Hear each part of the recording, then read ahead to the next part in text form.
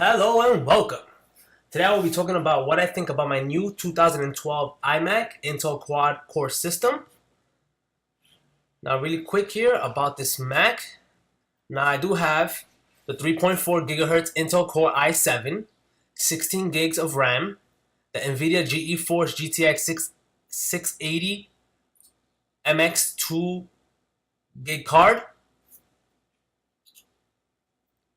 I am running a dual screen right now. I have a 27-inch HP monitor, 1920 by 1080. I did get the 3 terabyte Fusion drive. And also I did get the 16 gigabytes installed from Apple. Now, real quick, I want to talk about the startup time. I find the startup time, I would say for me, it's about 22 seconds. For apps, the only times I would say it takes a little while to open up will be on first launch. For those big apps like, for example, Lightroom, Aperture, Photoshop, and Final Cut Pro, I would say as soon as you install those, the first boot will always be a little more time consuming. Now the hard drive is very quiet. I hear more on my external Seagate 1 terabyte drive than I do with the actual hard drive on the Mac. So that's also a plus for me.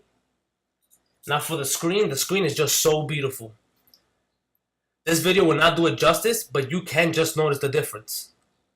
I have it in a dual screen, like I said, with the 27-inch HP, and the resolution on that monitor, like I said, is 1920 by 1080. And right away, you can tell the difference in color, clarity, and depth.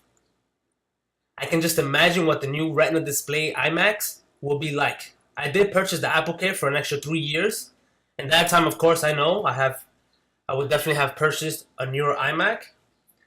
Now, there are some apps I wanted to talk about. I have two main apps that I wanted to bring to your attention that I feel should be installed with your new Mac. The first one is called Clean App. I have it opened up right here. Now, people take for granted how much easier it is on Windows to uninstall a program. For Mac, it's not just that simple. A lot of times the program will install on your main hard drive, but have files scattered everywhere, so it's hard to get to them. Well, this app will get every little file associated with the application, so I do highly recommend it. Now here, pretty much, it tells you select an application from the application list and use the inspect button to search for related files. Use the application search field for quickly finding and inspecting applications you want to remove. Alternatively, you can just drag the application or any kind of file directory from the Finder and drop it into Clean App to search for its related files. So I highly recommend this. I did pick this up from the Mac App Store. So I would say it's a must get for any Mac user. The next app that I wanted to talk about is This Doctor, which I also have open. This Doctor will free up this space by removing gigabytes of unneeded files from your hard drive. It lets you choose what files you want to delete and will also tell you files that have a huge amount of disk space being used. Now, I'm going to show you here. Start scan. And now it will tell you application cache, application logs, browser data, trash can, downloads, mail downloads, and large files.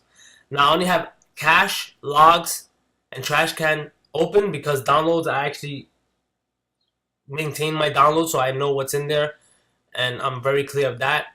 Mail downloads, I also have that off because a lot of times, I get downloads through my email accounts. Browser data, I also have that off. What I like about this a lot is the large files. It will tell you, the large files that you have set on your hard drive that are taking too much disk space. So that's This Doctor. Everything does run smooth and I never have any issues so far. It syncs with my iPad over Wi-Fi. Great. The speakers sound beautiful and clear, whether in a noisy environment or a low one. If you feel the speakers are not loud enough, there is an app at the App Store that will boost your volume without making it sound distorted. It's called Boom, and I have it also here for you. Now, Boom I did pick up again from the Mac App Store. I recommend not using the equalizer, as if you do use the equalizer, the sound does get distorted. But if you have the equalizer off and use iTunes equalizer, just with their boom volume, there is no distortion at all. And I put my iMac set volume all the way up, and I hear no distortion in bass and nothing. So I do recommend that if you do not feel satisfied with the volume that is coming out of your Mac. This application was created more and intended more for the MacBook Pros and the MacBook Airs. If you have any apps that you recommend or want me to test out and make a video, please comment below. Subscribe to the channel, which lets me know that you want more videos to come, and I will be making many more. Especially any new apps that I find that can be helpful to you, I will review it and test it. So I want to thank you guys for taking the time to watch this video, and I know they will get better and better. So remember, always keep it geeking. Later, dudes.